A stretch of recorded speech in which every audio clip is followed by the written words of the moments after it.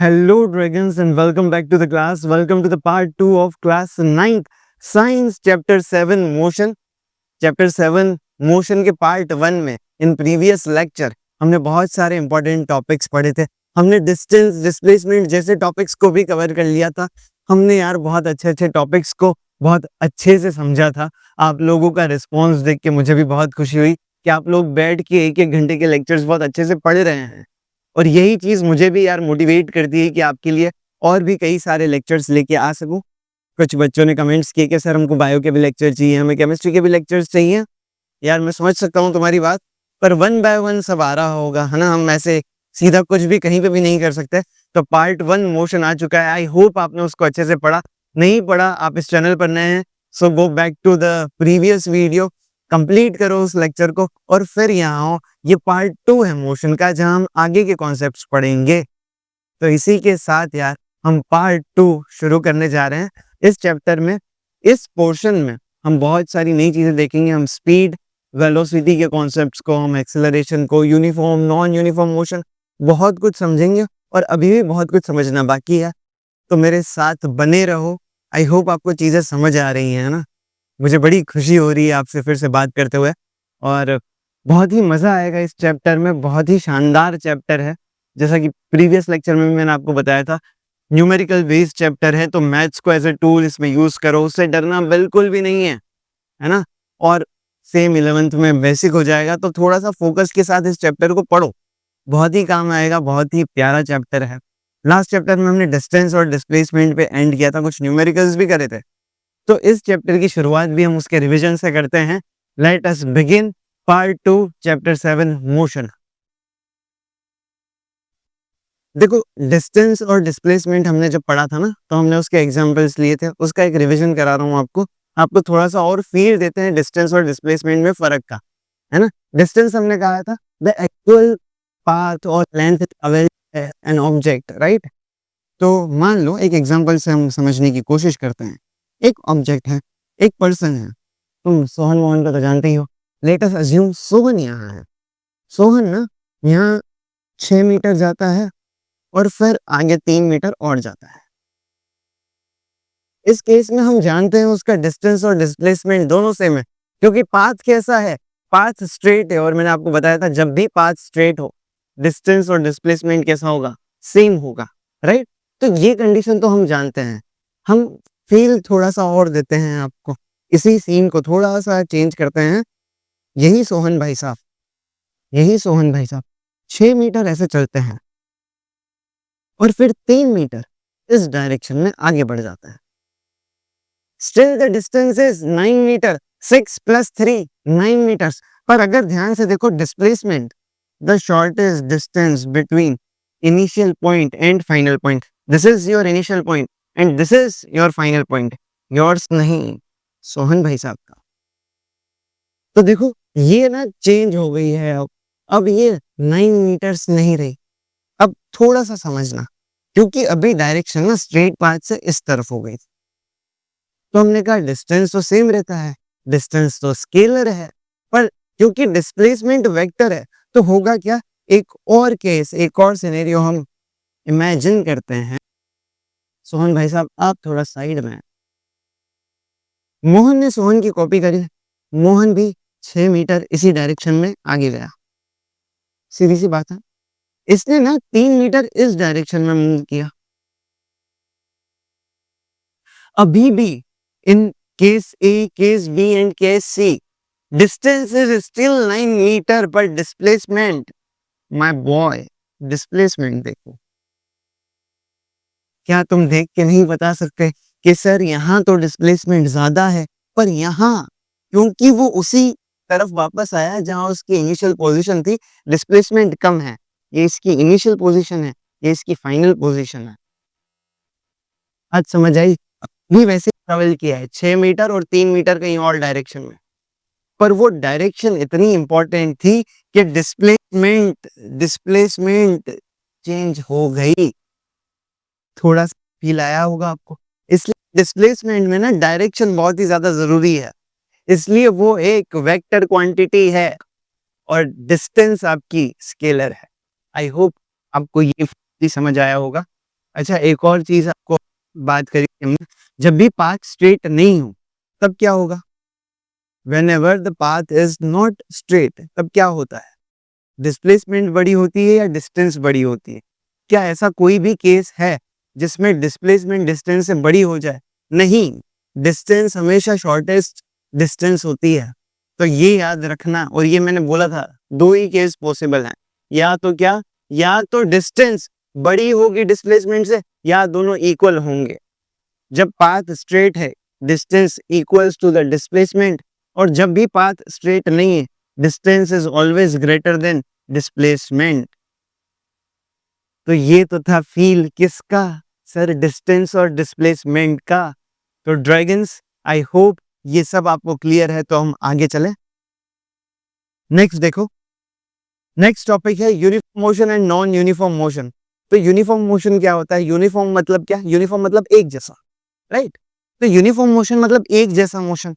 कैसे कह सकते हैं हम एक जैसा मोशन? इससे क्या समझ में आ रहा है? फॉर एग्जाम्पल, आप अपनी स्कूटी लेकर जा रहे हो और आपकी स्पीड है 40 किलोमीटर पर आवर। एक घंटे में आपने 40 किलोमीटर तय किया। फिर आपने चेक किया नेक्स्ट 1 आवर में भी आपने ना 40 किलोमीटर ही तय किया है, और उसके एक घंटे में भी आपने 40 किलोमीटर ही तय किया है। मतलब आप हर घंटे में, हर टाइम इंटरवल में सेम डिस्टेंस कवर कर रहे हो। आपने ना आपकी गाड़ी का एक्सेलरेशन बिल्कुल भी नहीं लाया, 40 पे फिक्स रखा है। तो आप हर आवर में सेम डिस्टेंस कवर कर रहे हो। जब भी आप सेम टाइम इंटरवल में सेम डिस्टेंस कवर करोगे, उसको हम बोलेंगे यूनिफॉर्म मोशन। देखो कैसे, क्या लिखा है? When a body travels equal distance in equal interval of time, underline this, equal distance in equal interval of time, equal distance in equal interval of time, then the motion is said to be uniform motion. And otherwise, non-uniform motion. In this type of motion, the body will travel unequal distance in equal intervals of time. क्या कहना चाह रहे हैं? मान लो आप गाड़ी चला रहे हो, बहुत लंबे रूट पर आपको जाना है।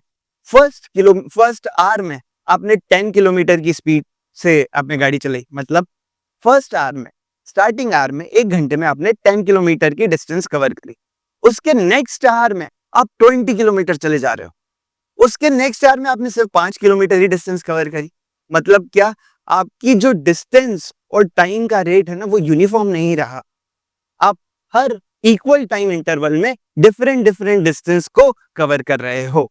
That means your motion is non uniform motion. इसमें आपने क्योंकि एक्सेलरेशन के साथ छेड़छाड़ करी है, तो इसको हम एक्सेलरेटेड मोशन भी बोल देते हैं। एक्सेलरेटेड मोशन, थोड़ा सा फील लो, आगे और डिटेल में समझाऊंगा क्यों इसको एक्सेलरेटेड मोशन बोल रहे हैं। और अगर यूनिफॉर्म मोशन की बात करूं, तो इससे आपको एक चीज और समझ आई होगी। क्या है सर? यूनिफॉर्म मोशन से और हमें क्या समझ आ सकता है? फॉर एग्जाम्पल, इसको यूनिफॉर्म मोशन में अगर मैं कहूं, आप एक कांस्टेंट स्पीड से जा रहे हो, है ना, आप अपनी गाड़ी पर जा रहे हो, 30 किलोमीटर पर आवर है, तो वो 30 किलोमीटर पर आवर ही है। That means what? आपने उसके एक्सेलरेशन से कोई छेड़छाड़ करी नहीं, फर्स्ट। सेकेंड थिंग, आपकी स्पीड कांस्टेंट थी, आप सेम स्पीड से चलते गए, तभी ये पॉसिबल हुआ कि आप इक्वल इंटरवल ऑफ टाइम में इक्वल डिस्टेंस कवर कर पाओ। मतलब इस केस में आपकी स्पीड कैसी थी? स्पीड थी कांस्टेंट, स्पीड थी constant, and there is no acceleration in that case. Acceleration zero था, क्योंकि एक्सेलरेशन तो आपने वैसा ही रखा। समझ आ रही है बात? तो ये तो एक फील था, ये स्पीड और एक्सेलरेशन ना, और आगे आएंगे हम इसको और डिटेल में पढ़ेंगे। स्पीड के साथ साथ वेलोसिटी भी आएगा। आई होप आपको ये क्लियर। अब सर ये ग्राफ क्या है, कैसे बना? इसको समझने के लिए इसी एग्जांपल को थोड़ा सा और मैं आपको एक्सप्लेन करता हूँ। देखो, हम एक एग्जांपल कंसीडर करते हैं कि कोई भी पर्सन है, वो ना, कोई भी पर्सन क्यों ले, हमारे पास तो सोहन मोहन है। तो जो सोहन है ना, वो एक सेकेंड में, एक सेकेंड में मान लो 2 मीटर ट्रेवल कर रहा है, ठीक। नेक्स्ट एक सेकेंड में अगेन वो कितना ट्रेवल कर रहा है? 2 मीटर। फिर अगले एक और सेकेंड में वो कितना ट्रेवल कर रहा है? 2 मीटर। सर ये तो थोड़ा थोड़ा यूनिफॉर्म मोशन लग रहा है, थोड़ा थोड़ा नहीं, यही यूनिफॉर्म मोशन है, ये यूनिफॉर्म मोशन ही है। क्या? कि आप इक्वल इंटरवल ऑफ टाइम, जो कि आपका क्या है 1 सेकेंड, उसमें इक्वल डिस्टेंस कवर कर रहे हो। फर्स्ट सेकेंड में भी उतना है, सेकेंड सेकेंड में भी उतना, और थर्ड में भी उतना। अगर 3 सेकेंड में देखें तो कितनी डिस्टेंस कवर करी? 6 मीटर। क्लियर है आपको ये? अच्छा, और एक एग्जाम्पल ले लो। मोहन जो है वो सोहन जैसा नहीं है। मोहन बहुत ऐसे इम्पल्सिव है। मोहन को गुस्सा आया तो मोहन ने ना 1 सेकेंड में पहले 2 मीटर चला, अगले 1 सेकेंड में वो सिर्फ 1 मीटर चला, अगले 1 सेकेंड में मोहन ने जंप लगाया और 10 मीटर चल गया। मोहन मर्जी का मालिक, तो वो इस स्पीड से चल रहा है। तो ये कैसा मोशन है? Equal interval of time, 1 second में, 1 सेकेंड की ही बात कर रहे हैं। कभी 2 मीटर डिस्टेंस कवर कर रहा है, कभी सिर्फ 1 मीटर चल रहा है, कभी 10 मीटर चले जा रहा है। दैट मीन्स ये कैसा मोशन है? Non uniform motion. अगर टाइम के रिस्पेक्ट में इसका एक ग्राफ बनाने जाए तो कुछ ऐसा बनेगा यूनिफॉर्म मोशन का, कुछ ऐसा बनेगा नॉन यूनिफॉर्म मोशन। कैसे? समझो। इस लाइन को ना बोलेंगे it is a straight line inclined with time axis. पर ये ग्राफ है कैसा वो समझते हैं। देखो, टाइम को मैं ऐसे डिवाइड कर देता हूँ, 1 second, 2 second, 3 second, 4 second, 5 second, 6 second. ठीक है, और यहां पर मैं एक बॉक्स इक्वल्स टू 2 यूनिट ले लेता हूं। मतलब 2 मीटर, 4 मीटर, 6 मीटर और 8 मीटर। तो अगर आप ध्यान से देखो तो इस ये एक एक सेकंड में 2 मीटर चल रहा है, 2 सेकंड में 4 मीटर और 3 सेकंड में 6 मीटर। अगर हम ऐसे इसी ग्राफ पर ड्रॉ करने आए तो 1 सेकंड में 2 मीटर, कुछ यहाँ आएगा। ठीक है, अगले 2 सेकंड में ये कितना चल रहा है? 2 सेकंड में ये चला 4 मीटर, फिर 3 सेकंड में ये कितना चला? 6 मीटर। और जब इन डॉट्स को आप मिलाओगे, इन डॉट्स को आप मिलाओगे तो आपको एक स्ट्रेट लाइन मिलेगी incline to the time axis. ये होता है आपका uniform motion. Non uniform motion का ग्राफ कैसा बनेगा? फर्स्ट सेकंड में तो ना इतना ही चला, इतना ही डिस्टेंस, सेकंड सेकंड में इतना डिस्टेंस हो गया, इतना कवर कर लिया, थर्ड सेकंड में तो और ज्यादा हो गया, और फोर्थ सेकंड में तो सर आते आते पता नहीं कहां ही पहुंच गया। मर्जी का मालिक है। हालांकि ये जो ग्राफ है ना नॉन यूनिफॉर्म मोशन का, इसमें भी हमने एक अजम्पशन रखा है कि जो एक्सेलरेशन है ना वो बढ़े जा रहा है, कॉन्स्टेंटली बढ़े जा रहा है। ठीक है, तो ये ग्राफ है नॉन यूनिफॉर्म मोशन और ये ग्राफ है यूनिफॉर्म मोशन। यूनिफॉर्म मोशन का ग्राफ एक स्ट्रेट लाइन होता है, नॉन यूनिफॉर्म मोशन का ग्राफ एक कर्व है, जो कि कुछ ऐसा है। यहाँ एक अजम्पशन है, एक्सेलरेशन कैसा है? कांस्टेंट है। उस पे आएंगे आगे, पर आई होप आपको ये समझ आया हो। एक बार फिर से डेफिनेशन रिवाइज करते हैं। Uniform motion when a body travels equal distance in equal interval of time.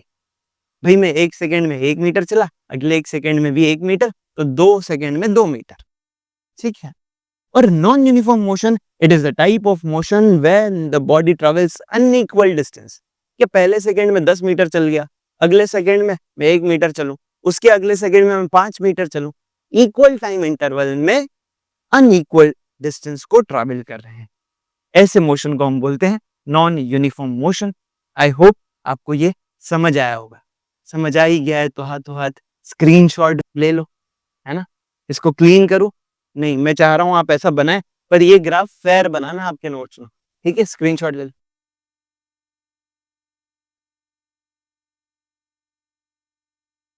ठीक, तो आई होप आपको ये समझ आ गया होगा। अगर ये समझ आ गया है तो नेक्स्ट हमारे सामने और भी इंपॉर्टेंट चीज आने जा रही है।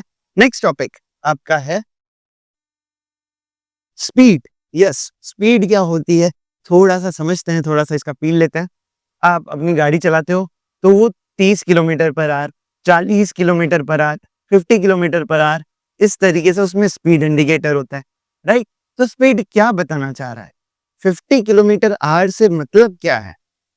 50 किलोमीटर पर आवर, है ना। या मैं कहूँ 50 किलोमीटर पर मीन्स 1 आवर। मतलब अगर आप ऐसे ही चलते रहे तो आप 1 घंटे में 50 किलोमीटर की डिस्टेंस को कवर कर लोगे। 30 किलोमीटर पर आवर मतलब अगर आप ऐसे ही 1 घंटे तक चलते रहे तो इन 1 hour you will cover 30 kilometre of distance. That is called speed. Speed is a indicator which shows कि आपने कितनी डिस्टेंस कवर करी है एक यूनिट इंटरवल ऑफ टाइम में. ठीक है, मतलब आप कितने टाइम में कितनी डिस्टेंस, कितनी दूरी को तय कर सकते हैं, ये कौन बताता है? ये स्पीड बताता है. देखो definition, the measurement of distance travelled by a body per unit time. Measurement of distance travelled by a body per unit time is called speed. Speed की यूनिट, देखो हम कॉमन यूनिट तो है ना किलोमीटर पर आवर है, बहुत ही प्रचलन में जो यूनिट है वो किलोमीटर पर आवर है. पर जो ऐसा यूनिट है ना बेटा, ऐसा यूनिट जो है वो किलोमीटर पर आवर ना होके वो यूनिट क्या है? मीटर पर सेकंड. मीटर पर सेकंड इसकी ऐसा यूनिट है. किलोमीटर पर आवर भी एक यूनिट है. ठीक है, it is a scalar quantity. देखो एक्चुअली में हम क्या कर रहे हैं, हम डिस्टेंस को चेक कर रहे हैं पर यूनिट टाइम. डिस्टेंस स्केलर है, टाइम स्केलर है, ये अपने आप में एक स्केलर क्वांटिटी है ना. और जब मैं कहता हूँ कि स्पीड 50 किलोमीटर पर आवर, तो there is no need to introduce you with the direction whenever I am talking about speed. ठीक है, तो स्पीड में डायरेक्शन मेंशन नहीं होती है, इसलिए ये कैसी है, ये स्केलर है. इसे हम एस से डिनोट करते हैं. स्पीड को किससे डिनोट किया जाता है? एस से डिनोट किया जाता है. सर एस से तो डिस्प्लेसमेंट को भी डिनोट करते हैं, तो इसको जनरली ना कैपिटल एस से डिनोट करते हैं, उसको स्मॉल एस से डिनोट करता है. ठीक है, तो स्पीड का formula, speed S equals to distance, distance जिसको आप डी से लिखते हो, अपॉन टाइम जिसको आप टी से डिनोट करते हो. और इसकी यूनिट क्या हो जाएगी बोलो? मीटर पर सेकंड. ऐसा यूनिट है ना. और यूनिट्स तो किलोमीटर पर आर भी है जो पॉपुलर यूनिट है.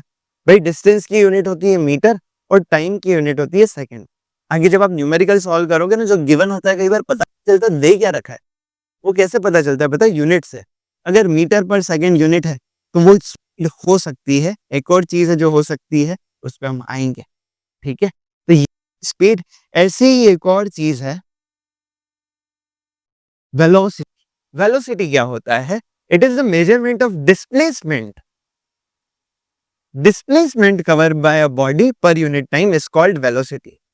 जैसे distance per unit time check कर रहे थे तो उसको स्पीड बोल रहे थे. डिस्प्लेसमेंट पर यूनिट टाइम जब चेक करेंगे तो उसको क्या बोलेंगे? वेलोसिटी. एक दो एग्जांपल से समझते हैं, थोड़ा सा और फील देते हैं. ठीक है, ये डिस्टेंस है, मान लो ये जो डिस्टेंस है ना, एक आदमी इस पार्ट से इस डिस्टेंस को कवर करता है which is 50 kilometre in 1 hour, तो उसकी स्पीड हो जाएगी. अब अगर हम देखें ध्यान से इन दो पॉइंट्स को, तो इसके बीच की शॉर्टेस्ट डिस्टेंस ये है. ये है शॉर्टेस्ट डिस्टेंस. शॉर्टेस्ट डिस्टेंस है, मतलब मैं कह सकता हूं ये क्या है एक्चुअली, ये है डिस्प्लेसमेंट. ठीक, और मान लो अगर ये 50 मीटर था तो ये जो डिस्टेंस थी वो 50 मीटर थी, हाँ सॉरी 50 किलोमीटर थी. और मैं कह रहा हूं ये है 30 किलोमीटर. इनिशियल और फाइनल को सीधा मिला दिया, ये 30 किलोमीटर है. तो मुझे बताओ इसकी वेलोसिटी क्या आ जाएगी? इसकी वेलोसिटी सर होगी 30 किलोमीटर पर आवर. क्या चेक कर रहे हैं कि कितनी डिस्प्लेसमेंट उसने कवर करी इन 1 hour. The measurement of displacement covered bye a body per unit time is called velocity. तो ये तो है यहाँ पर वेलोसिटी, और ये जो है ये आपकी स्पीड है. क्योंकि डिस्प्लेसमेंट एक वेक्टर क्वांटिटी है, वेलोसिटी भी कैसी क्वांटिटी है? वेलोसिटी एक वेक्टर क्वांटिटी है. वेलोसिटी को हम इस v से डिनोट करते हैं और स्पीड को हम s से डिनोट करते हैं. आई होप आप स्पीड और वेलोसिटी क्लियर होंगे. थोड़ा सा और फील लो, इसका ना प्रैक्टिकल एप्लीकेशन समझोगे तो आपको बेटर समझ में आएगा. ये तो हमने थ्योरी थ्योरी पढ़ा, पर प्रैक्टिकली थोड़ा सा इसको समझो. जैसे ना कैसे कहें, देखो वेलोसिटी में इसको थोड़ा सा और डीपर हम जाते हैं. वेलोसिटी में दो चीजें हैं, क्योंकि ये क्या है, एक वेक्टर है, वी नो दैट. क्यों है वेक्टर? क्योंकि डिस्प्लेसमेंट मेजर कर रहे हैं पर यूनिट टाइम। तो इसमें दो चीजें आएंगी, एक तो मैग्नीट्यूड होगा, हम जानते हैं कि वेक्टर में एक तो मैग्नीट्यूड होता है और एक क्या होती है, डायरेक्शन, है ना। इसका मैग्नीट्यूड क्या होगा, मैं कहूं 50 किलोमीटर इन नॉर्थ डायरेक्शन, तो ये तो मैग्नीट्यूड हो गया और ये क्या हो गई, डायरेक्शन। अगर मैं ध्यान से देखूं, है ना, और अगर मैं वेलोसिटी की बात कर रहा हूं तो मेरे को पूरा बोलना पड़ेगा ना, 50 किलोमीटर पर आवर, तो ये तो हो गया इसका मैग्नीट्यूड और डायरेक्शन हो गई इसकी नॉर्थ। पर सर ये 50 kilometre per our without this information, without direction, ये स्पीड भी तो है। तो बात बिल्कुल सही है, ये जो वेलोसिटी है ना, इसका मैग्नीट्यूड नथिंग, वो कुछ नहीं है, वो स्पीड ही है, ठीक है। उसमें डायरेक्शन और एडअप हो चुकी है ना। इससे कंफ्यूज नहीं होना, इससे एक और चीज समझ में आती है क्या, क्योंकि ये जो है ना स्पीड, ये कैसी है, ये स्केलर क्वांटिटी है, तो इसमें सिर्फ और सिर्फ मैग्नीट्यूड है, डायरेक्शन नहीं है, सिर्फ मैग्नीट्यूड। इसमें मैग्नीट्यूड भी है और डायरेक्शन भी। अगर एक भी चेंज हो गया तो ये कांस्टेंट नहीं रहेगा, पर इसमें अगर डायरेक्शन चेंज हो रही है तो भी स्पीड कांस्टेंट मानी जाएगी। पर इसमें अगर मैग्नीट्यूड या डायरेक्शन में से कोई भी चेंज हो गया मतलब वेलोसिटी बदल गई। कैसे समझे इसको, इसको समझते हैं एक एग्जांपल से। मोहन जो है वो गाड़ी लेकर जा रहा है ना। मोहन बिल्कुल तेज स्पीड में जा रहा है, एक स्ट्रेट पाथ पर जा रहा है और उसकी स्पीड है 30 kilometre per our. Mohan slow गाड़ी चलाता है, वो 30 किलोमीटर पर आवर से ही जाता है, ठीक है। मोहन मेरा बहुत ही खास दोस्त है यार, बहुत सारी मेमोरीज है, तो ठीक है। अब तुमने याद याद दिला देते हो मोहन की, ठीक है। तो Mohan 30 kilometre per our Sidhi direction में जा रहा है, ठीक है। वो टर्न ले लेता है और लेफ्ट में मुड़ जाता है, स्टिल उसकी स्पीड कितनी है पता है, 30 किलोमीटर पर आवर। जब तक स्ट्रेट पाथ था, मुझे बताओ डिस्टेंस और डिस्प्लेसमेंट सेम था, तो स्पीड और वेलोसिटी भी क्या होंगे, सेम थे, जब तक स्ट्रेट पाथ पर वो चला 30 किलोमीटर पर आवर से। फिर वो मुड़ गया, अभी भी उसकी स्पीड क्या है, 30 किलोमीटर पर आवर। जब वो पाथ स्ट्रेट पर था तब मैं उसको उसकी स्पीड कह दूं या वेलोसिटी, बात सेम है। पर जैसे ही वो मुड़ गया, उसकी अभी स्पीड कितनी हो गई, 30 किलोमीटर पर आवर। पर क्योंकि उसकी डायरेक्शन चेंज हो गई, अब मैं इसको वेलोसिटी नहीं कहूंगा, या मैं ऐसे कह सकता हूं कि वेलोसिटी चेंज हो गई। बात आई समझ में, बात आई। मतलब कि आप एक स्पीड से जा रहे हो, एक और एग्जांपल ले लो, आप एक कार में बैठे हो, 50 किलोमीटर पर आवर की स्पीड से जा रहे हो और कांस्टेंट स्पीड से आपने टर्न भी ले लिया, 50 किलोमीटर पर आवर से चल रहे हो ऐसे टर्न भी ले लिया। पर ये तो सिर्फ मैग्नीट्यूड की बात हुई, डायरेक्शन तो चेंज हो गई, मतलब वेलोसिटी चेंज हो गई, स्पीड अभी भी कांस्टेंट है। आया फील, थोड़ा थोड़ा समझ में आया सर? आई होप आपको ये क्लियर हो। ये थे आपके स्पीड और वेलोसिटी, ये बहुत ही प्यारे कॉन्सेप्ट है, इनपे बहुत अच्छे अच्छे न्यूमेरिकल्स बनते हैं, ठीक है। तो इसके बाद हम देखते हैं क्या न्यूमेरिकल्स हैं। अच्छा, उसके पहले एक और बहुत ही इंपॉर्टेंट कॉन्सेप्ट है, एवरेज वैल्यूज, एवरेज स्पीड और एवरेज वेलोसिटी। हमने स्पीड और वेलोसिटी तो समझ लिया। अच्छा, एक चीज और मुझे बताओ, वेलोसिटी की यूनिट क्या होगी, वेलोसिटी की यूनिट क्या होगी? वेलोसिटी की भी ऐसा यूनिट क्या होती है, मीटर पर सेकेंड, क्योंकि हमें पता है डिस्प्लेसमेंट की ऐसा यूनिट मीटर ही होती है, तो ये भी मीटर पर सेकेंड या किलोमीटर पर आवर में दे रखी होगी, ठीक है। Not a big deal. Yes, average values, average values क्या होती है, ये ना एक और मैं कहूँ ज्यादा प्रैक्टिकल यूज केस है इसके एवरेज वैल्यूज। फॉर एग्जाम्पल, आप आपके घर से ना स्कूल तक जाते हो और वो स्कूल तक का जो डिस्टेंस है वो 1 किलोमीटर का है। आपकी गाड़ी की स्पीड आपने रखी 40 की स्पीड पे गए, मतलब 40 किलोमीटर पर आवर, मतलब एक आवर में आप 40 किलोमीटर डिस्टेंस को कवर कर लेते हो। आपका स्कूल थोड़ा ज्यादा ही दूर कर दिया है हमने, 40 किलोमीटर की डिस्टेंस पर है, ठीक है। इतनी बात हमें समझ आई, सिर्फ एक एग्जाम्पल है, समझना। 1 घंटे में आपने 40 किलोमीटर की डिस्टेंस को कवर किया। पर मुझे एक बात बताओ, ये स्पीड आपने कैसे निकाली? क्या आप सेम स्पीड से ही गए होंगे, आपने आप गाड़ी पे अपनी जो भी बाइक है, स्कूटी है, जो भी चला रहे होंगे या किसी भी व्हीकल में जा रहे होंगे, 9th क्लास में हो, सुनो, कुछ भी प्रमोट नहीं कर रहा हूँ, लाइसेंस तो होगा नहीं तुम्हारे पास, है ना। टू व्हीलर का, गियरलेस व्हीकल का लाइसेंस हो सकता है, वो चलाओ, फालतू बकवास नहीं, मेरे ऊपर मत आना। आप अपनी वैन में जा रहे हो, स्कूल वैन में, ठीक है? मैं तो भाई इन दिनों बच के ही चलता हूँ, फालतू तो थोड़ा-सा ऐसे संभल के। तो आप अपनी वैन में जा रहे हैं, 40 किलोमीटर पर आवर की स्पीड है। आपने 40 किलोमीटर की डिस्टेंस 1 आवर में कवर कर ली है। तो क्या वैन वाले भैया ने अपनी स्पीड सेम बना के रखी होगी? मुझे बताओ, कभी बीच में ट्रैफिक आ गया होगा तो स्पीड स्लो हुई होगी, कभी उनको मस्त रोड दिखा होगा, उन्होंने फुल ऑन भगाई होगी। तो बात समझ आ रही है क्या हो रहा है? हर अलग-अलग टाइम इंटरवल में आपने अलग-अलग स्पीड पे गाड़ी चलाई है। पर लास्ट में जब आपने देखा, तो आपने देखा कि टोटल मुझे 1 घंटा लगा और टोटल डिस्टेंस मैंने जो कवर करी वो 40 किलोमीटर थी। इसलिए आपने एक स्पीड बोल दी, कितनी? 40 किलोमीटर पर आवर। और वो एक्चुअल में वो स्पीड कहाँ से आई थी? आपने बहुत सारे डिफरेंट टाइम सेगमेंट्स को प्लस किया होगा और डिफरेंट डिस्टेंस जो उन टाइम सेगमेंट में आपने ट्रैवल करी, उसको भी ऐड किया होगा। तब जाके आपको टोटल टाइम और टोटल डिस्प्लेसमेंट या टोटल डिस्टेंस के बारे में पता चला होगा। बात समझ में आ रही है? तो आप क्या करते हो, आप एक्चुअली में डायरेक्ट एक स्पीड पे बात नहीं कर रहे होते हो। आप एवरेज लेते हो उस स्पीड का और वो आपका रिजल्ट होता है और यही होती है आपकी average speed. Average speed is as the distance covered by the object within a period of time. It is basically, मैं यहाँ लिख रहा हूँ formula, average speed equals to total distance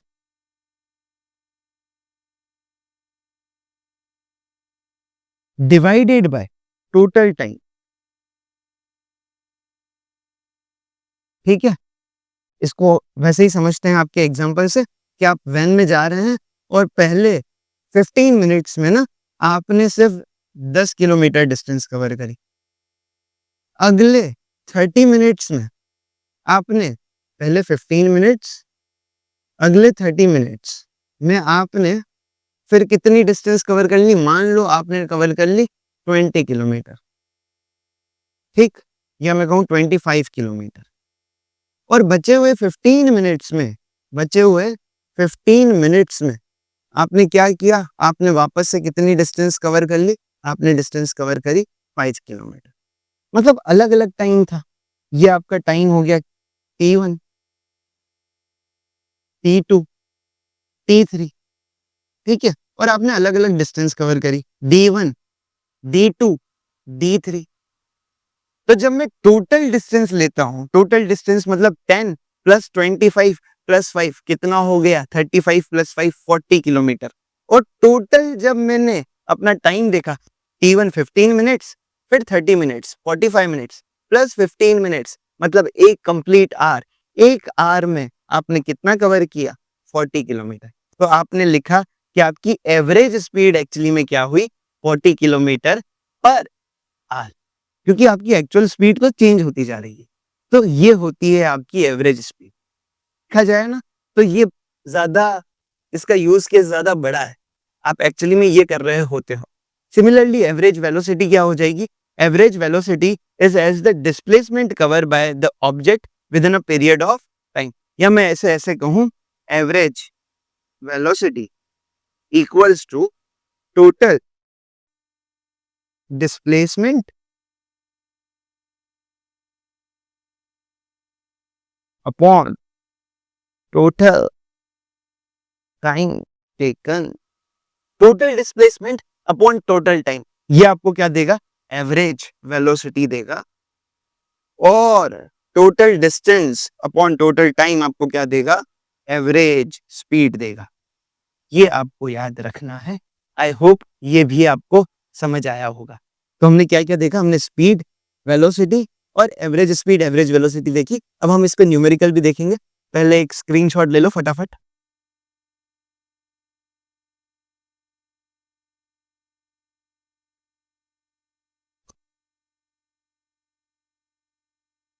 पढ़ते रहो भैया।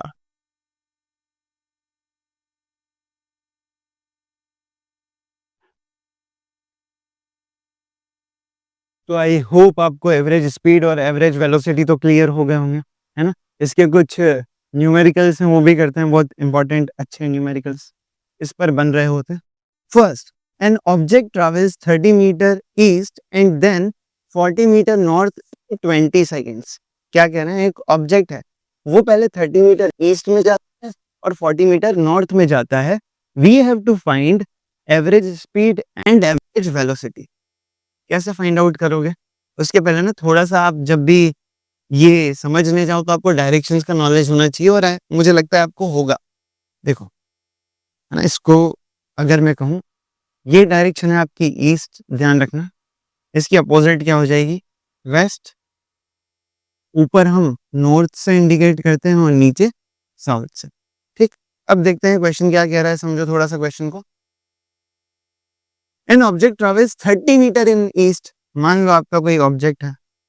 ऑब्जेक्ट मैं तो नहीं लूंगा जब तक मेरे पास सोहन जिंदा है.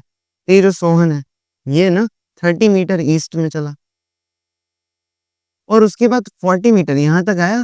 फिर 40 मीटर कहाँ चला? 40 मीटर ये नॉर्थ में चला. हमें कैलकुलेट करना है, ये जो टोटल इसने किया है ये 20 सेकेंड्स में दे रखा है.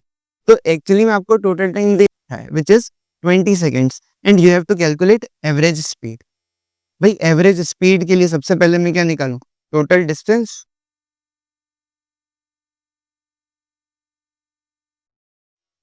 मुझे बताओ टोटल डिस्टेंस क्या हो जाएगी? पहले ये यहाँ से यहाँ चला, फिर यहाँ से यहाँ, ये इसकी फाइनल पोजीशन है. ठीक है, ये है फाइनल और ये है इनिशियल. तो पहले 30 और फिर 40. तो टोटल डिस्टेंस आपकी क्या हो जाएगी? 30 प्लस 40 कितना है बोलो? 70 मीटर. ठीक. D1 प्लस D2 किया है अपन ने. और टोटल टाइम कितना है? Total time is already given which is your 20 seconds. हमें क्या निकालना है? हमें एवरेज स्पीड निकालनी है. We know that average speed is equals to total distance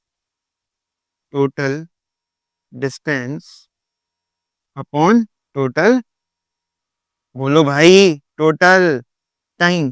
तो टोटल डिस्टेंस कितनी है? 70, और टोटल टाइम कितना है? 20. कितना आया? 3.5 यूनिट. बोलो, मीटर पर सेकेंड. ये तो आपका क्या आया? एवरेज स्पीड है. ठीक. ये तो हमें आता है ना. टोटल नहीं तो किया है, कुछ भी नहीं था. हमें एवरेज वेलोसिटी भी निकालनी है, पर एवरेज वेलोसिटी का फॉर्मूला थोड़ा अलग है. एवरेज वेलोसिटी कहता है कि पहले तो क्या निकालो? टोटल डिस्प्लेसमेंट निकालो भाई. डिस्प्लेसमेंट अपॉन क्या निकालना है हमें? Total time. Total time given है which is your 20 seconds. Total displacement निकालनी है. Initial position, final position. The shortest path between initial position and your final position. This is your displacement. कैसे calculate करें? मैं दिख रहा है वो ऐसे सीधा सीधा ईस्ट में चला और नॉर्थ में गया. यहाँ क्या बन रहा होगा? 90 डिग्री. जब भी 90 डिग्री दिखे मतलब राइट एंगल ट्राइंगल है. मतलब हमें क्या फाइंड आउट करना है? हाइपोटेनियस, क्योंकि बेस और परपेंडिकुलर तो हमें दिए हुए हैं. निकाल लेते हैं ना. Hypotenuse equals to root of perpendicular square plus base square. That means root of 40 square plus 30 का स्क्वायर.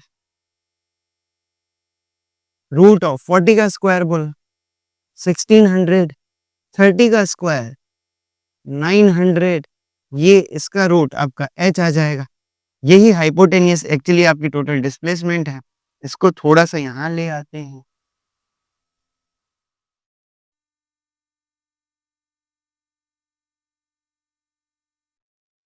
बताओ h क्या हो जाएगी? Root of 1600 plus 900 which is your 2500. मतलब h क्या आई? 25 का रूट 5 और 2 जीरो है, 1 जीरो, 50 मीटर. ये आपकी टोटल डिस्प्लेसमेंट है. मतलब s की वैल्यू इज 50 मीटर. इसकी वैल्यू कितनी हो गई? 50 मीटर. तो बस अब तो कैलकुलेट कर लो इजीली. क्या हो जाएगा? Total displacement 50 metre. ये जो आया ना, ये शॉर्टेस्ट पाथ, ये कितना आया? 50 metre divided by total time which is 20 second. It will give you 2.5 metre per second. This is your answer, average velocity. बहुत ही इजी न्यूमेरिकल, बहुत ही अच्छा न्यूमेरिकल. कुछ टिप्स इस न्यूमेरिकल या इस टाइप के न्यूमेरिकल के लिए। देखो, जब भी आपका एक राइट एंगल ट्राइंगल बन रहा हो ना, तो आपको एक ट्रायो दिखता है 3 4 5 का। जब भी आपको बेस या परपेंडिकुलर में 3 4 वैल्यूज दिखे, डजंट मैटर अगर बेस यहाँ पर 40 होता, परपेंडिकुलर 30 होता, तो जो हाइपोटेनियस है वो 50 आता। 3 और 4 है तो हाइपोटेनियस 5 आ रहा होता है। ठीक है, तो 30 40 था तो 50 आ गया। ये सिर्फ ऐसा आपको कैलकुलेशन फास्ट करने का, हालांकि आपको प्रोसेस में स्टेप्स के मार्क्स है तो आपको ये करना ही है, बट आपका आंसर करेक्ट है ये आपको श्योरिटी आती है जब आप ऐसे चलते हो। एक और चीज, एक और इंपॉर्टेंट चीज, total time. Sir total time ना ऐसे गया और वैसे गया, 30 ऐसे 40 वैसे, तो सोहन को लगे 20 सेकेंड। ये पाथ जब उसने लिया, जो कि कितना था 70, ये था 50 वाला, जब पाथ उसने लिया तो भी उसको 20 सेकेंड लिए, क्योंकि हमने टाइम तो 20 सेकेंड ही रखा है टोटल टाइम। ये कैसा है? देखो, टाइम ना, क्योंकि हमें पता है कि डिस्प्लेसमेंट ना एक्चुअली में ट्रैवल किया जाए ये जरूरी भी नहीं। तो जब भी आप डिस्प्लेसमेंट निकालोगे, जो टाइम दे रखा है, जो आपने डिस्टेंस में यूज किया है, वही डिस्प्लेसमेंट में यूज होता है। इसमें कंफ्यूज नहीं होना है। ठीक है, टाइम यही रहेगा, यही आपका टोटल टाइम था, यही आपने डिस्टेंस में भी यूज किया। देखो यहाँ पर भी हमने 20 यूज किया था, फॉर्मूला में देखो 70/20 किया था, यहाँ पर भी हमने क्या यूज किया है, 20 ही यूज किया। तो आई होप ये जो कंफ्यूजन बच्चों को होते हैं, ये कंफ्यूजन क्लियर होंगे। ये बहुत अच्छा न्यूमेरिकल था, ऐसे और भी न्यूमेरिकल हम करते हैं। पहले इसका एक स्क्रीनशॉट ले लो, आगे और करते हैं। हो गया, क्लियर है। और न्यूमेरिकल्स देखते हैं इस पर ना बहुत ही शानदार न्यूमेरिकल्स बन रहे होते हैं। देखो, अगर बाय चांस ये न्यूमेरिकल नहीं दिख रहा हो, विजिबल ना हो प्रॉपर्ली, तो मैं रीड भी कर रहा हूँ, मैं एक्सप्लेन भी कर दूंगा। राज वाइल ड्राइविंग टू स्कूल, राज जब अपनी स्कूल के लिए ड्राइव कर रहा था, राज खुद तो नहीं कर रहा था ड्राइव, ठीक है, computes the average speed for his trip to be 40 kilometre per hour. जब वो अपने घर से स्कूल गया ना, तो उसने देखा कि मेरी एवरेज स्पीड कितनी है, 40 किलोमीटर पर आवर है। On his return trip along the same route, जब वो वापस अपने स्कूल से घर आया उसी रूट से, देयर इज लेस ट्रैफिक, उसने देखा कि कम ट्रैफिक था। अब कॉमन सेंस है, हम जब सुबह जा रहे होते हैं स्कूल, तो बहुत सारा ट्रैफिक होता है, सब लोग अपने अपने काम पर जा रहे होते हैं।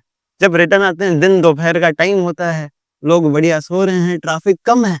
उस कम ट्रैफिक में स्पीड क्या हो गई होगी, हम अज्यूम कर रहे हैं कि स्पीड बढ़ गई होगी। और राज ने भी यही देखा, that because of the less traffic the average speed is 50 kilometre per our. पहले 40 थी जब गया स्कूल, जब स्कूल से घर वापस आ रहा ना, तो 50 kilometre per hour. What is the average speed for Raj trip, Raj की इस पूरी ट्रिप में, जब वो अपने घर से स्कूल गया और स्कूल से वापस घर आया, उसकी एवरेज स्पीड क्या थी, ये हमें कैलकुलेट करनी। मुझे एक चीज बताओ, एवरेज वेलोसिटी क्या होगी, total displacement upon total time. Total displacement कितना है राज का, राज अपनी इनिशियल पोजीशन पर वापस आ चुका है at the end of the complete trip, मतलब अपने घर से स्कूल गया, स्कूल से वापस घर आ गया, डिस्प्लेसमेंट जीरो। अगर डिस्प्लेसमेंट जीरो है तो उसकी एवरेज वेलोसिटी भी जीरो, क्योंकि total displacement upon total time, zero upon time करते हैं। क्लियर, तो वो भी जीरो हो जाती, इसलिए इसने एवरेज वेलोसिटी नहीं, क्या पूछा है, एवरेज स्पीड। देखो, ये न्यूमेरिकल बेस्ड क्वेश्चन है, कोई भी न्यूमेरिकल करो ना, कुछ स्टेप्स हैं आप फॉलो किया करो, तो आपको ना मार्क्स एकदम पूरे मिलेंगे, कोई गुंजाइश नहीं रहेगी कटने की। पहले उसकी बात करते हैं, फिर मैं ये न्यूमेरिकल आपके लिए सॉल्व करता हूँ। कोई भी न्यूमेरिकल करो ना, उसके कुछ फिक्स स्टेप है। सबसे पहले तो आप क्या लिखोगे, गिवन लिखोगे, जो भी आपको गिवन है, ठीक है।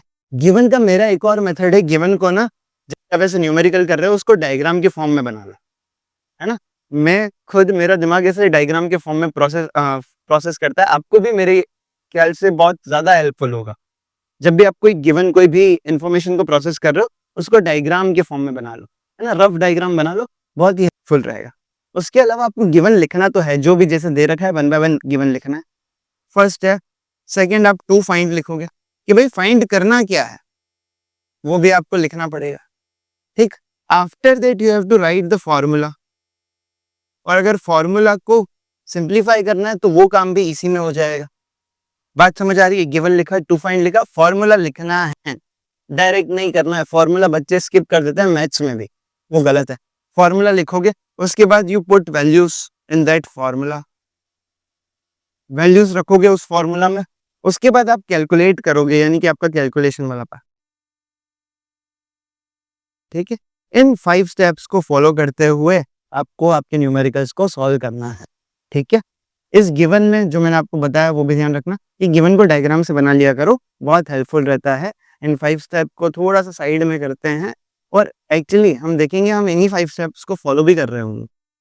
देख रहा हूं, सबसे पहले गिवन। अब गिवन क्योंकि कोई भी टीचर आपको होता है ना, इवन इन योर स्कूल्स, तो हर बार गिवन लिखना पॉसिबल नहीं होता, वो गिवन डायग्राम में बना देते हैं या बोल देते हैं, है ना। स्कूल की बात कर रहा हूँ, जनरली ऐसा हो रहा होता है।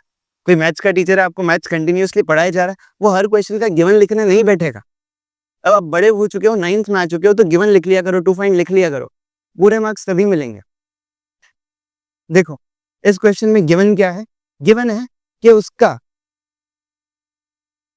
एवरेज स्पीड जब वो अपने घर से होम टू स्कूल ट्रैवल कर रहा था, इस डायरेक्शन में जब वो मूव कर रहा था, तब कितना था स्पीड, 40 किलोमीटर पर आवर।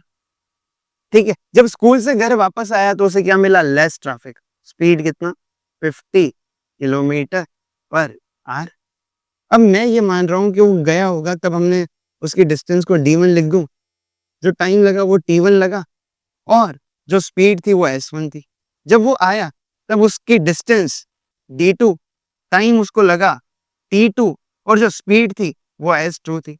इससे मुझे एक चीज समझ आ रही है क्या, कि सर घर से स्कूल की डिस्टेंस थोड़ी चेंज हो जाएगी, आपने d1 d2 लिया, मतलब मैं कह सकता हूँ यहाँ जो d1 और d2 लिया है वो सेम है, उसको मैं सेम कर देता हूँ। मान लो वो x है, ये जो डिस्टेंस है ये x है, मीन्स आपका d1 d2 कितना है, x है।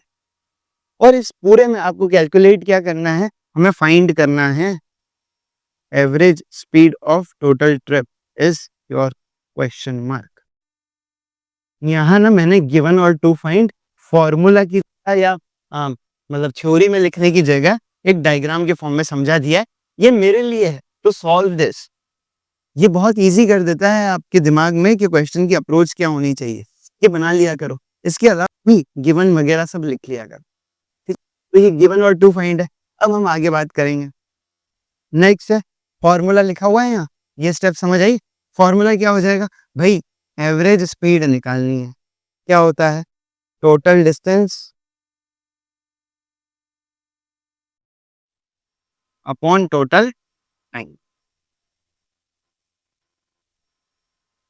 Total distance upon total time, तो एवरेज स्पीड, टोटल डिस्टेंस कितना, घर से स्कूल गया d1, स्कूल से घर आया d2, total time taken t1 plus t2। अरे d1 d2 तो हमें पता है, x प्लस x सेम ही तो है दोनों, divide by t1 plus t2। देखो पुट वैल्यूज करनी है, फॉर्मूला हमने लिख दिया, पर पुट वैल्यूज हमारे पास वैल्यूज तो है ही नहीं, टाइम तो दे ही नहीं रखा, डिस्टेंस भी नहीं दे रखी, पर कोई बात नहीं, हमें कुछ तो दे रखा है, हमें स्पीड दे रखी है, हमें जाते टाइम की स्पीड दे रखी है s1, उसकी वैल्यू कितनी है 40। तो मैं कह रहा हूँ s1 जो है वो क्या होगा, distance upon time d1 upon t1। s1 की वैल्यू दे रखी है हमें 40 इक्वल्स टू d1 आपका x और t1 आपका टाइम।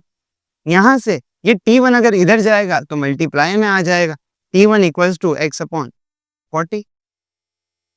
ये मेरे पास t1 की वैल्यू आई x के टर्म्स में, क्लियर। क्या मैं सिमिलरली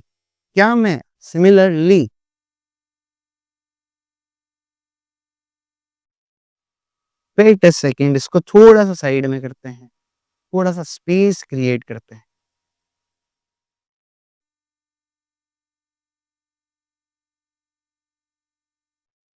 क्या मैं सिमिलरली यहां से t2 निकाल सकता हूँ, s2 equals to d2 upon t2।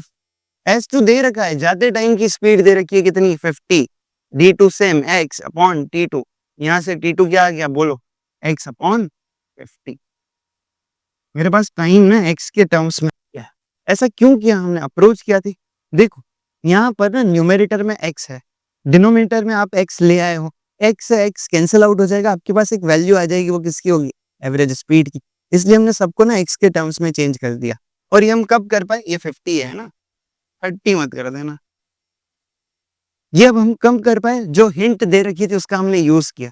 Now you have to put these values in the formula, put values, ये स्टेप लिखी हुई है ना, ये करनी है। तो तो average speed equals to x plus x, we know that 2x divided by t1 plus t2। t1 है x अपॉन 40 और t2 है x अपॉन 50। आई होप आपको ये मैथ्स तो सॉल्व करने आती ही होगी, है ना, एलसीएम लेने आता होगा। नहीं आता है कई बच्चों को, बहुत पीछे रह गए हैं, कोई बात नहीं बेटा, प्रैक्टिस करो, थोड़ा सा सीखो, समझो, पूछो, जो टीचर्स आपको अवेलेबल हैं उनसे बात करो, मुझे कमेंट सेक्शंस में डाउट बताओ, मैं सिखाऊं, पर करो, ठीक है। मैं आपको 10 सेकंड दे रहा हूं, ये वीडियो पॉज करो और इसको कैलकुलेट करके एवरेज स्पीड निकालो। You have 10 seconds, pause this video अभी।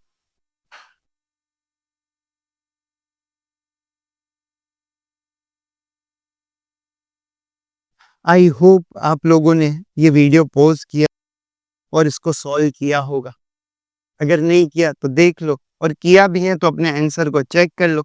Average speed is equals to 2x upon, देखो 40 और 50 में एलसीएम ले लूं, क्या आएगा 200, 40 5 सा कह सकता हूं मैं, तो 5x प्लस 4x।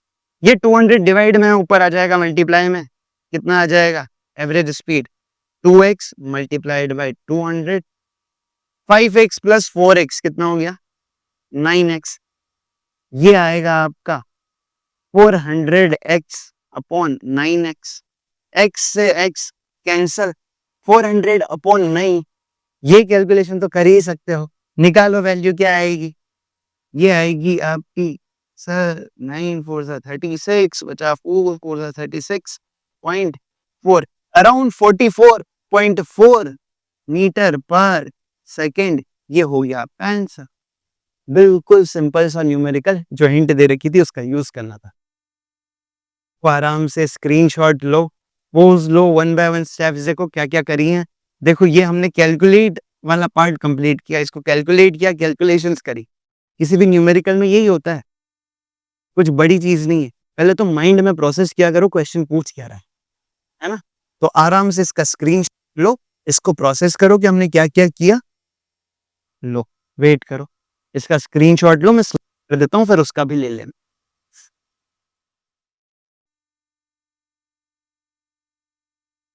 ठीक, ये भी ले लो।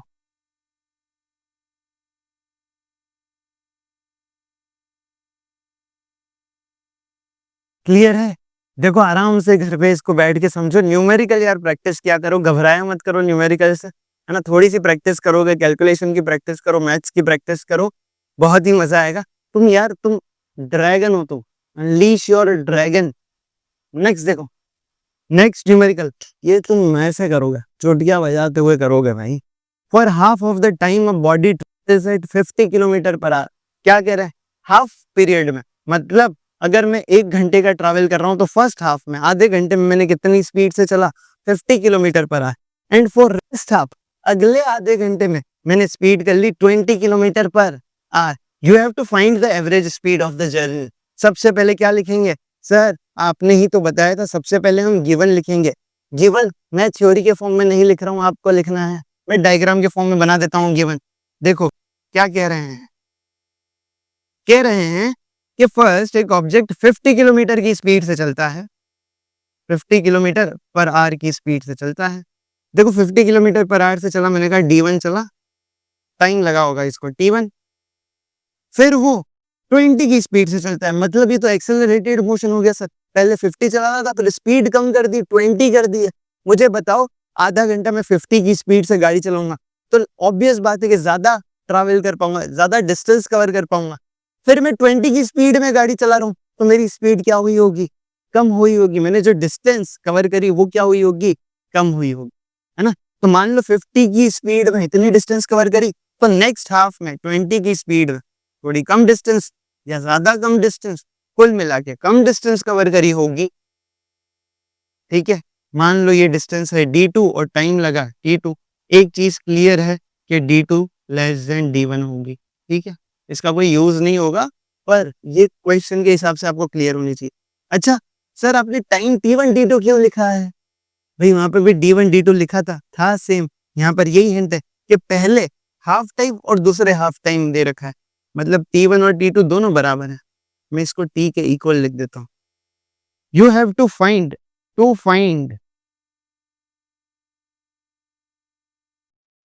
Average speed, average speed find out करनी है।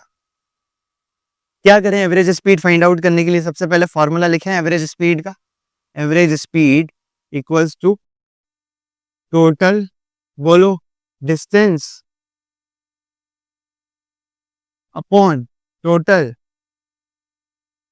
टाइम। टोटल डिस्टेंस कितना है? देखो d1 plus d2, d1 plus d2, और total time t1 plus t2। अब t1 t2 तो सेम है, उसको t लिख देंगे। d1 d2 का क्या करें? d1 d2 को t के टर्म्स में ले आते हैं, तो न्यूमरेटर में भी t, डिनोमिनेटर में भी t, कैंसिल आउट हो जाएगा और आपके पास आंसर आ जाएगा। वही वही हिंट का यूज करो जो दे रखी है, जैसा हमने पहले किया था। भाई स्पीड दे रखी है s1 equals to d1 upon t1। कितनी दे रखी है? s1 50 दे रखी है, 50 दे रखी है, 50 किलोमीटर पर आवर दे रखी है। किलो पर मीटर आवर से एक चीज याद है, क्या पता है? हमने पिछले सवाल में मीटर पर सेकंड कर दिया था क्या? यस, इसकी यूनिट चेंज कर देना, गलत हो जाएगा। यूनिट किलोमीटर पर आवर है, इस न्यूमेरिकल में भी किलोमीटर पर है। देखो सिली मिस्टेक्स है। आई एम रियली ग्लैड कि ये मिस्टेक मुझसे हुई और मुझे दिखी। यूनिट की मिस्टेक्स हो जाती हैं, ये नहीं करनी है, इसको ही अवॉइड करना है। मेरे को बड़ी खुशी हुई, मुझसे हो गई, चलो तुमसे नहीं होनी चाहिए मिस्टेक। याद रखना यूनिट किलोमीटर पर आवर पर, अगर पूरा क्वेश्चन किलोमीटर पर आवर पर है तो यूनिट वही लिखो, ठीक है? अभी हमने ऐसा यूनिट में कन्वर्ट किया ही नहीं था। एक्चुअली हम इतने न्यूमेरिकल्स कर रहे हैं, एक आदत होती है कि मीटर पर सेकंड लिख दें, पर जो यूनिट है उसका यूज करेंगे किलोमीटर पर आवर, ठीक है? यहाँ पर भी किलोमीटर पर आवर पर ही है, तो आंसर उसी में आएगा 50 किलोमीटर पर आवर। और डिस्टेंस कितनी थी? वापस आ जाओ इस क्वेश्चन से, है ना? डिस्टेंस थी नहीं दे रखी, d1, यही तो निकालनी है। अपॉन t1 को मैं लिख रहा हूँ t1 को लिख देते हैं t। तो d1 यहाँ से कितना आ जाएगा बोलो? 50t। सही बात है सर। सिमिलरली क्या d2 निकाला जा सकता है? यस सर, निकाला जा सकता है। s2 इक्वल्स टू क्या हो जाएगा? d2 upon t2। d2 की वैल्यू कितनी है? d2 की वैल्यू ही तो निकालनी है सर, और t2 की वैल्यू है t। तो d2 आ गया मेरे पास। h की वैल्यू एक्चुअली दे रखी है, कितनी है? 20 है ना? तो d2 आ गया मेरे पास 20t। मेरे पास d1 आ गया t के टर्म्स में, d2 भी आ गया t के टर्म्स में। ये वैल्यूज में पुट कर दूं यहाँ पर, ये वैल्यूज में यहाँ पर पुट कर दूं। d1 कितना है? 50t, t1 50t, और d2 कितना है बोलो? सर d2 है 20t divide by t plus t। ये हो गया आपका 70t divided by 2t। t से t कैंसर, 70 डिवाइड बाय 2 कितना आ जाएगा? 35। यूनिट ध्यान रखना किलोमीटर पर आवर। ये क्या हो गई? इसकी average speed of the journey. बहुत ही सिंपल सा, कहा था ना चुटकियों में कर लोगे ये न्यूमेरिकल, ठीक है? तो बहुत ही इजी सा और अच्छा सा न्यूमेरिकल था। फिर से कह रहा हूँ, न्यूमेरिकल नहीं समझ आ रहे हैं ऐसा हो नहीं सकता। मैं पढ़ा रहा हूँ तो बिल्कुल नहीं हो सकता, थोड़ा सा टाइम लग सकता है। स्क्रीनशॉट लो और उसको प्रोसेस कर। और डाउट्स हो तो प्लीज कमेंट में डालो। तुम डाउट क्यों नहीं पूछते हो? ड्रैगन्स डाउट पूछा करते हैं, तुम हो ड्रैगन्स, डाउट पूछा करो, ठीक है? ताकि ना आपके लिए कुछ और बेहतर कर पाए, यही एक कोशिश है। और न्यूमेरिकल से प्लीज करा करा, इसलिए न्यूमेरिकल चल रहा है, और भी न्यूमेरिकल करेंगे इस पर, ठीक है? एक स्क्रीनशॉट लो इसका और इसको अच्छे से समझना। स्क्रीनशॉट ले लो। ये न्यूमेरिकल क्लियर है, और न्यूमेरिकल करते हैं, है ना? एक न्यूमेरिकल यार कोई आप करके बताओ। चलो ये बहुत इजी सा न्यूमेरिकल है, ये मुझे आप करके बताओगे। क्या कह रहा है numerical? To complete a journey of 200 kilometre, मतलब डिस्टेंस दे रखी है 200 kilometre. A truck requires 4 hours, 4 घंटे में 200 kilometre, and you have to calculate average speed. देखो जब एक ही दे रखी है वैल्यू, तो एवरेज स्पीड क्या और स्पीड क्या सेम ही बात है। आपको कुल मिला के स्पीड ही तो निकालनी है, डिस्टेंस अपॉन टाइम करना है। बहुत हिंट दे दी। पोज करो और मुझे करके बताओ, जल्दी से पोज करो। आई होप आप लोगों ने खुद से किया होगा, है ना? एक और इम्पोर्टेंट चीज सुन लो। देखो अभी ये एवरेज स्पीड पूछी, एवरेज वेलोसिटी कह देता ना तो भी सेम चीज करता। आपके न्यूमेरिकल में ना मोस्टली पाथ स्ट्रेट होता है, ठीक है। अभी डिस्क्राइब नहीं किया है, हम अज्यूम कर रहे हैं पाथ स्ट्रेट है। जब स्ट्रेट पाथ है जो आपके मोस्ट ऑफ द सिलेबस में है, क्या हो रहा होगा? स्ट्रेट पाथ है तब हमें पता है सर डिस्टेंस जो है वो डिस्प्लेसमेंट के इक्वल होती है। अरे जब डिस्टेंस और डिस्प्लेसमेंट इक्वल है तो स्पीड और वेलोसिटी भी क्या होंगे? स्पीड और वेलोसिटी भी इक्वल होते हैं, और एवरेज स्पीड और एवरेज वेलोसिटी भी क्या होते हैं? इक्वल होते हैं। ये कब की बात कर रहे हैं हम? ये तब की बात है, अरे अरे अरे अरे, ये तब की बात है जब पाथ कैसा है? पाथ पाथ आपका स्ट्रेट हो। जब भी पाथ स्ट्रेट है तो वही डिस्टेंस, वही डिस्प्लेसमेंट, वही वेलोसिटी, स्पीड और average velocity is equals to average speed. यहाँ पर आपको ना बहुत ही सिंपल है, एवरेज क्या निकालनी है? स्पीड। तो देखो फॉर्मूला तो हमें लिखना ही है, average speed equals to total distance upon total time. Directly values दे रखी है भाई। टोटल डिस्टेंस कितना? 200 किलोमीटर। और total time it takes 4 hour. 4 hour ले रहा है 200 किलोमीटर में। 4 5 20। Your answer be 50 kilometre per hour. Easy सा न्यूमेरिकल। ऐसे न्यूमेरिकल भी पूछ लिए जाते हैं, कभी कभी एमसीक्यू के फॉर्म में आ जाते हैं। 4 ऑप्शन, 500, 520, ठीक है। तो इस तरीके के बहुत सारे क्वेश्चन और बहुत सारी चीजें आपके इस न्यूमेरिकल वाले कॉन्सेप्ट वाले पोर्शन से, स्पीड वेलोसिटी से बन रहे होते हैं। तो यार अब आप लोगों को क्या क्या सिखाया जाए, क्या क्या बताया जाए, आप लोग ड्रैगन्स हो। आई होप आपको ये लेक्चर समझ आया होगा। आज के लिए इतना बहुत है।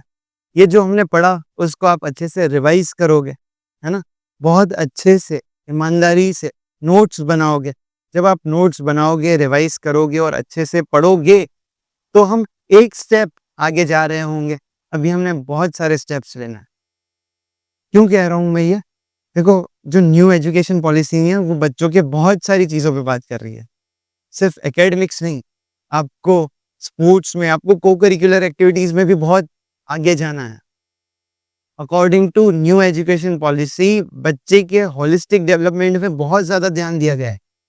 और पता है इसके जब भी न्यू एजुकेशन पॉलिसी को अप्लाई करने की बात आती है ना, तो बहुत ही कई सारी चीज़ें ऐसे देखने मिली है कि जो अथॉरिटीज़ हैं उनकी तरफ से अभी ये पायलट प्रोजेक्ट है। मतलब धीरे-धीरे हम इसको अप्लाई कर रहे हैं। 2030 में आके हम इसका एक रिव्यू लेंगे। पर फॉर स्टूडेंट्स मैं चाहता हूँ आप अपना होलिस्टिक डेवलपमेंट करें। आप हर एक्टिविटी में पार्टिसिपेट करें, आगे रहें, है ना? तो बहुत ज़्यादा ज्ञान नहीं दूँगा पर यार अभी क्योंकि मुझे पता है आपके स्कूल्स में ना इलेक्शंस वगैरह चल रहे होंगे, है ना?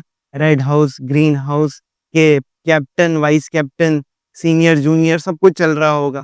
फिर आपकी कल्चरल एक्टिविटीज़ भी स्टार्ट हो जाएँगी, है ना? डिबेट, कॉम्पिटिशन, स्पीच वगैरह, स्पोर्ट्स आएगा, साथ ही साथ एकेडमिक्स भी होगा। तो प्लीज़ सब पे ध्यान दो। अगर आप क्लास 9th में हो तो स्पेशली मैं आपसे बात कर रहा हूँ। अनलीश योर ड्रैगन, ये नाम मैंने आपको ऐसे ही नहीं दिया है। अगर आप ड्रैगन हैं तो प्रूव करो। ड्रैगन बनना है तो फिर पावर दिखानी होगी, फायर दिखानी होगी। इसी के साथ आई होप आपने ये समझा होगा। मैं मिलूंगा आपको पार्ट 3 में। तब तक के लिए take care. I will see you in the next class.